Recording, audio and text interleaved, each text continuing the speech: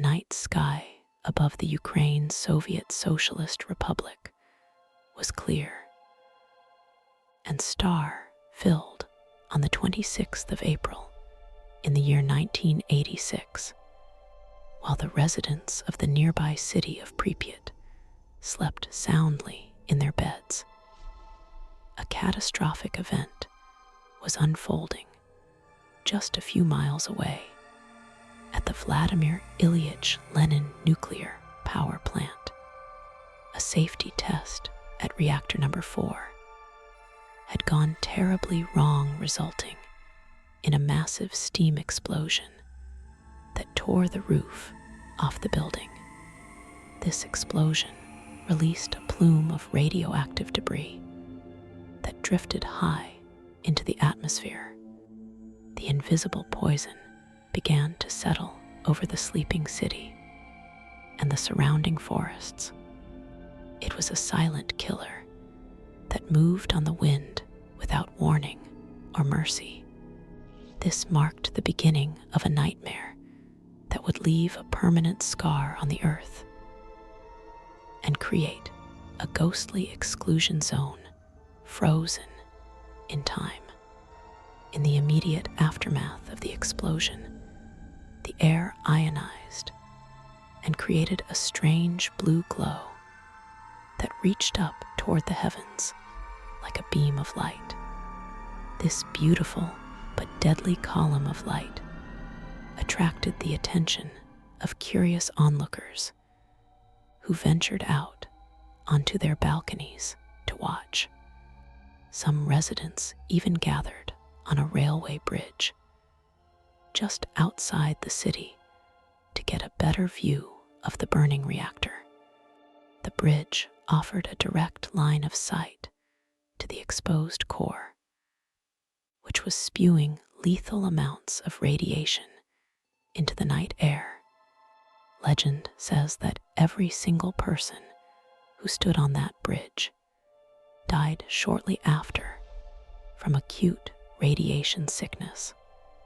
It is now known as the Bridge of Death, and locals claim that if you stand there at night, you can still hear the soft whispers of those who unknowingly stared into their own graves. As the sun rose over Pripyat, the citizens went about their Sunday morning routines, unaware that the very air they breathed was poisoning them. Children played in the sandboxes, and couples walked through the parks, while radioactive ash fell silently around them like dust.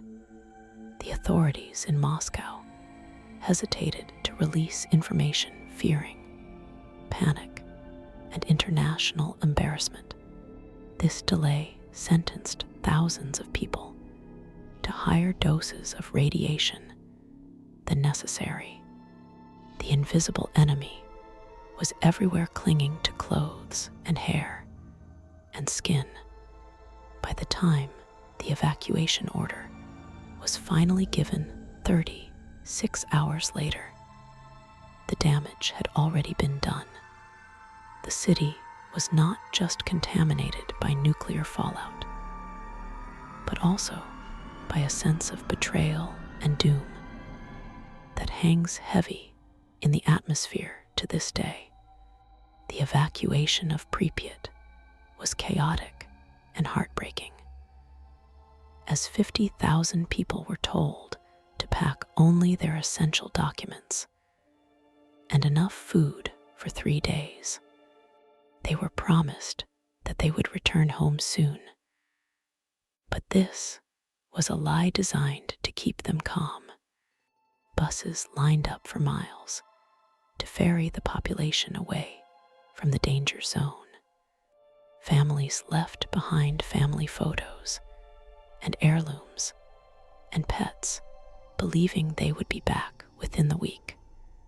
The pets ran after the buses until they were exhausted, confused as to why they were being abandoned. Those animals were later hunted down by liquidation squads to prevent the spread of radiation. Their spirits are said to still roam the empty streets, barking at shadows, and waiting for masters who will never return. After the humans left, the city of Pripyat became a modern Pompeii, preserved exactly as it was in 1986. Soviet propaganda posters still flake from the walls, and schoolbooks remain open on desks where students last sat. The silence that descended on the city is unnatural and profound, broken only by the wind whistling through broken windows. Over the decades, nature has begun to reclaim the concrete and steel structures. Trees grow through the floors of gymnasiums, and moss covers the bumper cars in the amusement park. However, this is not a peaceful reclamation. The twisted branches and mutated foliage create a sinister backdrop for the paranormal activity that thrives in the absence of human life.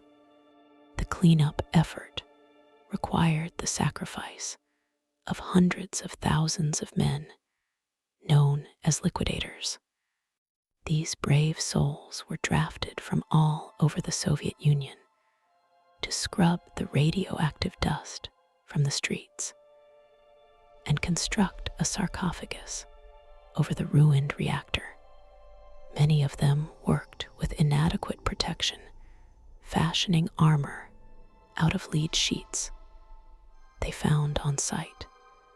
They shoveled highly radioactive graphite off the roof of the reactor in shifts that lasted only 40 seconds. The radiation levels were so high that electronic robots malfunctioned and died instantly. The human liquidators were the only option. These men absorbed lifetime doses of radiation in minutes. Many died agonizing deaths in the months and years that followed. Their anguish has imprinted itself onto the location, creating pockets of negative energy that visitors can physically feel. One of the most terrifying locations within the zone is the basement of Hospital 126. This is where the firefighters who first responded to the explosion were taken. They arrived at the hospital vomiting and suffering from radiation, burns their skin turning black. The nurses stripped them of their uniforms, which were so radioactive they set off Geiger counters from across the room. The clothes were thrown into the basement and left there. To this day, that pile of boots and helmets and jackets remains one of the most radioactive spots on Earth. Explorers who have ventured into the basement report feeling an intense wave of nausea and dizziness. Some claim to see shadowy figures standing among the rags of the fallen heroes. Rumors of the Blackbird of Chernobyl began to circulate in the days leading up to the disaster. Several workers in the control room and residents of Pripyat reported seeing a large, dark-winged creature with glowing red eyes. They also claimed to receive anonymous phone calls consisting of heavy breathing or strange mechanical noises.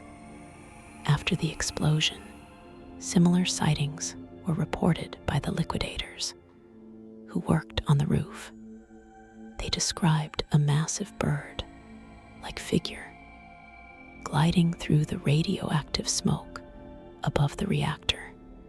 Folklore suggests this creature was a harbinger of doom similar to the Mothman, whether it was a mass hallucination caused by stress or a demonic entity attracted to the coming tragedy. The legend of the Blackbird remains a chilling part of the zone's mythology. Deep within the bowels of the ruined reactor lies a mass of corium known as the Elephant's Foot. It is a solidified lava composed of melted nuclear fuel and concrete and sand. At the time of its discovery, it was so radioactive that looking at it for 5 minutes meant certain death. It remains hot and dangerous sitting in a dark corridor under the reactor. Photographs of the elephant's foot often show ghostly distortions and strange light anomalies. Some physicists have reported that the mass seems to eat into the concrete floor deeper each year. It is a sleeping monster in the dark, pulsing with heat and death. It serves as a physical anchor for the malevolent energy that permeates the facility. Modern-day adventurers known as Stalkers illegally enter the exclusion zone to explore the abandoned ruins. They hike through the radioactive forests, avoiding police patrols and wild animals. These thrill seekers often tell stories of the zone playing tricks on their minds. They speak of time loops where they walk for hours, only to end up back at the same landmark. Compasses spin wildly, and GPS devices fail without explanation. The most common report is the sensation of being watched by unseen eyes from the dark windows of the apartment blocks. The zone seems to possess a consciousness of its own, observing those who dare to trespass on its cursed soil. The azure swimming pool is one of the few places in Pripyat that remained in use after the disaster, serving the liquidators until 1998. Now it stands empty and decaying, its glass windows shattered and its basin filled with debris. Visitors often report hearing the phantom sounds of splashing water and echoing laughter bouncing off the tiles.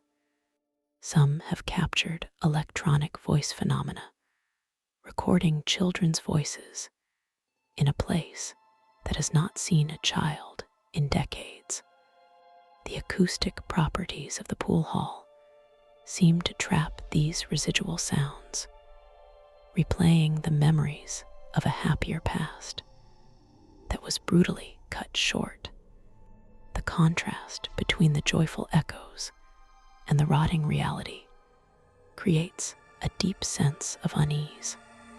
The Pripyat amusement park is perhaps the most iconic symbol of the tragedy. It was scheduled to open on May 1st, just days after the explosion. The yellow Ferris wheel stands frozen against the gray sky, never having carried a single paying customer.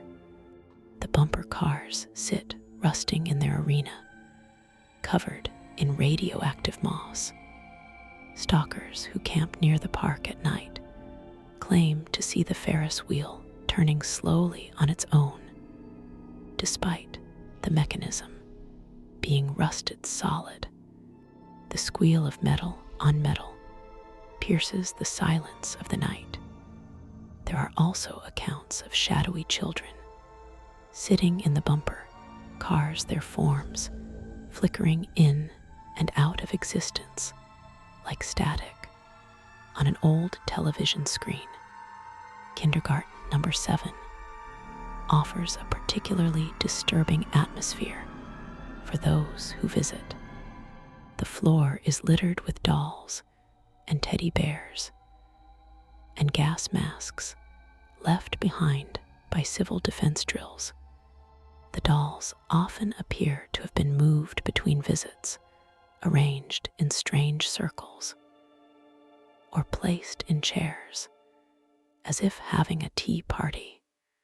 While some of this may be staged by previous tourists, seasoned stalkers insist that they have seen the toys shift positions while they were in the room.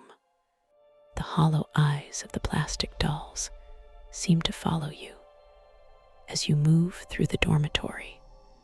The energy in the kindergarten is heavy with the confusion and fear of the children who were ripped away from their lives. The Duga radar system, located within the zone, is a colossal structure that was once a top secret Soviet military installation. It was known as the Russian woodpecker because of the repetitive tapping signal it broadcast around the world. Conspiracy theories abound that the Duga was a mind control device or a weather manipulation weapon standing at the base of the massive steel antenna. Visitors feel a vibrating hum in their chests. Some report severe headaches and nosebleeds upon approaching the structure. The metal giant seems to amplify the psychic energy of the zone, acting as a conductor for the paranormal. Ghostly radio transmissions are often picked up on handheld radios near the site, broadcasting numbers and code words from a dead empire. As night falls over the exclusion zone, the atmosphere shifts from melancholic to menacing.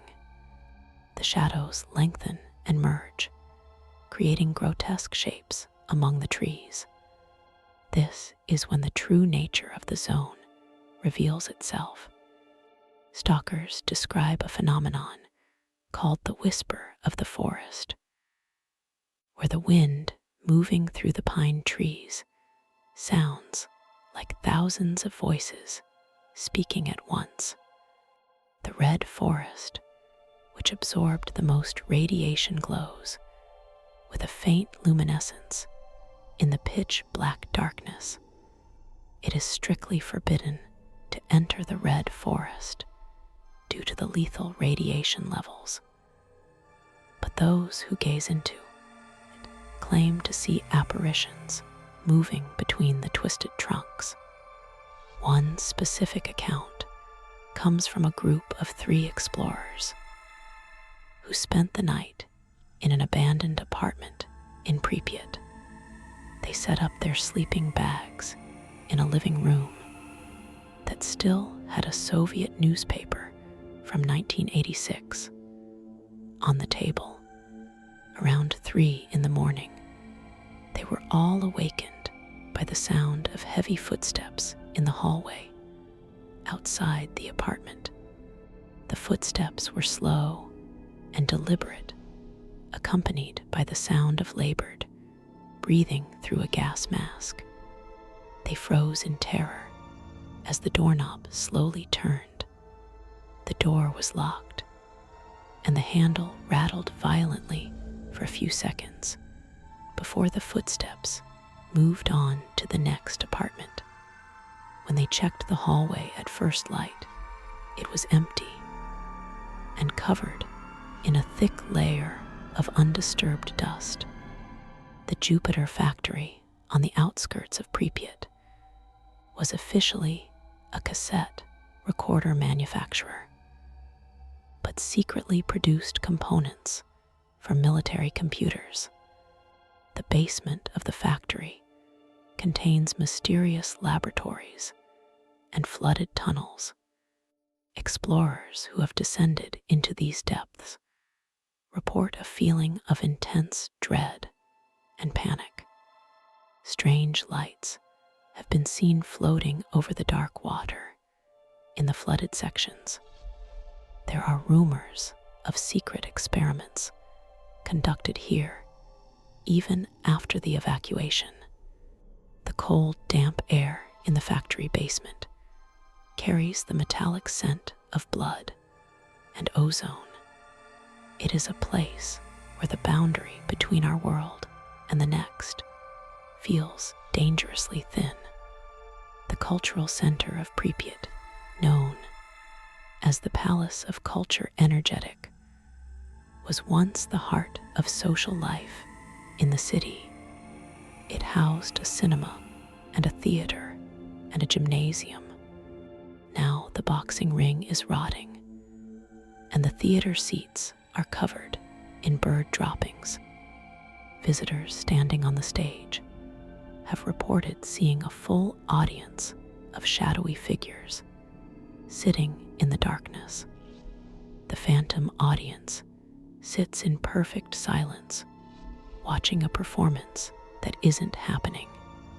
The feeling of being judged by hundreds of unseen eyes is overwhelming. Sudden cold spots drop the temperature by 20 degrees in a matter of seconds, forcing the living to retreat into the sunlight. The psychological toll of the zone is just as dangerous as the radiation.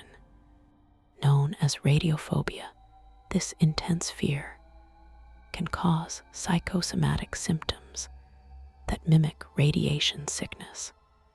However, many believe that the zone amplifies negative thoughts and fears, manifesting them into reality. A solo explorer named Alex documented his descent into madness. While spending a week in the zone, his journal entries became increasingly erratic, describing conversations with people who were not there. He claimed that the shadows were detaching themselves from objects and following him. Alex was found wandering the perimeter in a catatonic state, unable to speak of what he had seen. The cemetery of Pripyat is a place of profound sorrow.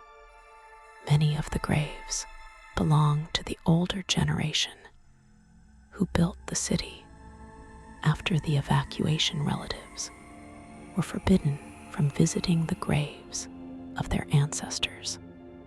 The lack of ritual and remembrance has allegedly caused the spirits to become restless.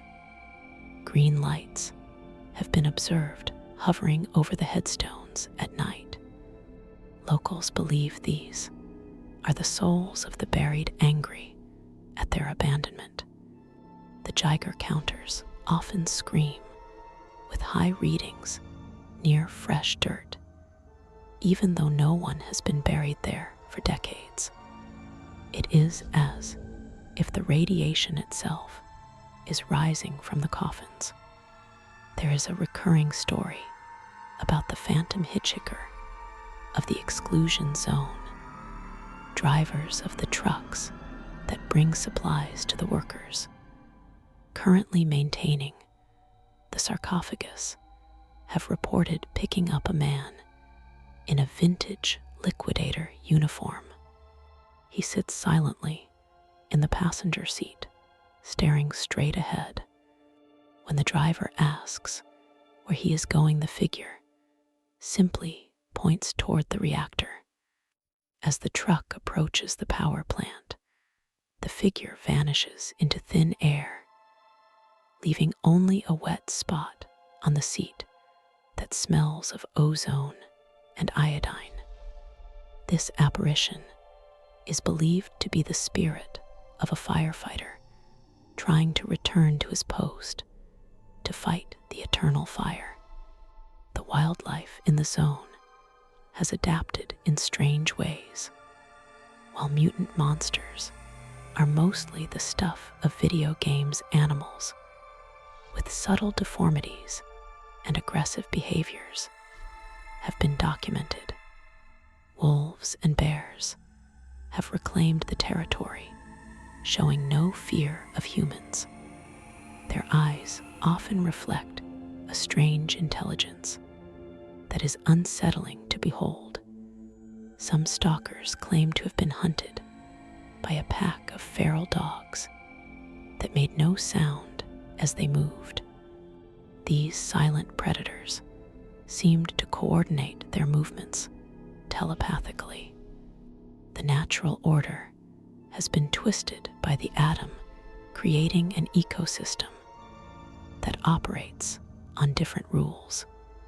Inside the administrative building of the power plant, there is a room where a large model of the facility stands. It was used for planning and orientation. Security guards who patrol the corridors at night avoid this room at all costs. They report that the model sometimes changes configuration on its own, showing the reactor in its destroyed state, and then reverting to normal. The phones in the office sometimes ring despite the lines being cut for 30 years. When answered, there is only the sound of static and a voice counting down from 10 to 1 in Russian before the line goes dead. The cooling towers of the unfinished reactors, 5 and 6, stand like giant concrete monuments to failure. They are vast echo chambers, open to the sky. Standing inside, one looks up at a circle of clouds, framed by the rim of the tower. The acoustics are terrifying, amplifying the smallest sound into a deafening roar. Wind passing over the top creates a low-frequency hum that causes anxiety and dread. Mural artists have painted the face of the Dr. Valery Legasov on the side of one tower. His tragic suicide 2 years after the disaster adds another layer of sorrow to the site. His spirit is said to wander these towers, lamenting the lies that led to the catastrophe. The town of Chernobyl itself, located a few miles from Pripyat, still houses workers who maintain the zone. They live in shifts and follow strict curfews. These workers tell tales of the night shift supervisor, a ghostly figure seen walking the corridors of the operational buildings. He wears the white coat of a nuclear technician and carries a clipboard. He checks the gauges and nods approvingly before walking through a locked door. It is believed he is one of the senior engineers who stayed behind to mitigate the disaster, ensuring that the remaining systems are stable from beyond the grave. One of the most disturbing encounters occurred to a pair of photographers in the basement of the Jupiter factory. They were using long exposure photography to capture the darkness. When they developed the images, they found anomalies that were not visible to the naked eye. In one photo, a face was peering out from a ventilation shaft. The face was distorted and melted, resembling the early victims of acute radiation syndrome. The expression was one of pure agony. The photographers destroyed the negatives, claiming that keeping them brought bad luck and sickness into their lives. The concept of the zone calling to people is a common theme among those who visit. It is described as a magnetic pull, a desire to return to the decay. This addiction to the danger and the atmosphere is hard to explain to outsiders. Some say the radiation changes the brain chemistry, while others believe it is a spiritual hook. The zone becomes a part of you, haunting your dreams long after you have scrubbed the radioactive dust from your boots. Survivors of the trip often find normal life gray and boring compared to the heightened reality of the dead city. Deep in the forest, there lies an abandoned summer camp called the Emerald. The small wooden cabins are rotting into the earth, painted with characters from Soviet cartoons that now look macabre. Visitors have reported the sound of children singing traditional songs coming from the woods. The singing is faint and stops abruptly if you try to record it. A swing set in the center of the camp swings violently on windless days. The innocence of the location makes the paranormal activity feel even more violation. It is a corruption of childhood memories turned into a haunted loop. The river port of Pripyat features sinking boats and rusting cranes leaning over the water.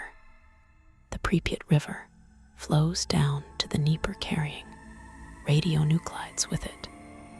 Fishermen who sneak into the zone tell of seeing bodies floating just beneath the surface of the water.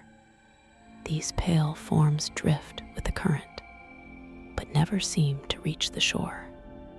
They are thought to be the spectral remnants of those who drowned or were disposed of in the chaotic days following the accident. The water is dark and murky, hiding secrets that the world has forgotten. As you approach the new safe confinement, the massive arch that now covers the destroyed reactor, the sense of scale is humbling. It is the largest movable metal structure in the world. Inside, the old sarcophagus is crumbling, and the radiation levels are still lethal. Workers inside the arch report feeling sudden cold touches on their necks and backs. Tools go missing and reappear in impossible places. Even with the most advanced engineering, humanity cannot fully contain the dark energy of the core. It remains a wild and dangerous beast, caged but not tamed. The village of Catastrophe was buried by bulldozers because the radiation levels were too high to clean. Only the brick kindergarten remains standing. The rest of the village exists as mounds of earth with radiation warning signs. Walking over these mounds feels like walking on graves, which is exactly what they are. Stalkers report hearing muffled thumping sounds coming from beneath the ground, as if the buried houses are trying to break free. The earth itself is contaminated and angry, rejecting the presence of the living. A frightening incident happened to a documentary crew filming in the gymnasium of school number 3. They were filming the pile of gas masks on the floor when their lighting equipment suddenly exploded in the darkness that followed the sound of a piano playing a discordant melody echoed from the music room down the hall. When they turned their flashlights toward the sound, it stopped instantly. They rushed to the music room and found a piano covered in thick dust. There were no fingerprints on the keys, yet the dust was vibrating as if the strings had just been struck. The psychological horror of the Chernobyl Exclusion Zone is that the enemy is invisible. You cannot see, taste, or smell the radiation until it is too late. This fear primes the mind for the paranormal. Every shadow becomes a ghost, and every rustle of leaves becomes a monster. But the shared experiences of thousands of visitors suggest that there is more than just psychology at play. The sheer volume of suffering and death has torn a hole in the fabric of reality, allowing things to slip through that should not exist. Stalkers often leave offerings in the buildings. They sleep in such as cigarettes or vodka or candy. This is done to appease the spirits of the zone. Those who disrespect the zone by vandalizing or stealing artifacts often meet with misfortune. There are stories of looters who took radioactive scrap metal only to die in car accidents or fall ill with mysterious wasting diseases. The zone protects itself and punishes those who treat it without reverence. It is a sacred place of death and demands respect. One of the most chilling final thoughts is that the exclusion zone will remain dangerous for 20,000 years. Long after our civilization has crumbled, the reactor will still be there, poisonous and deadly. The ghosts of Chernobyl are not just spirits of the past. They are the guardians of a future we cannot inhabit. They wait in the silence of the concrete and the trees, watching the seasons chain. As you leave the zone and cross the checkpoint back into the world of the living, you can feel their eyes on your back. You may leave Chernobyl, but Chernobyl never truly leaves you.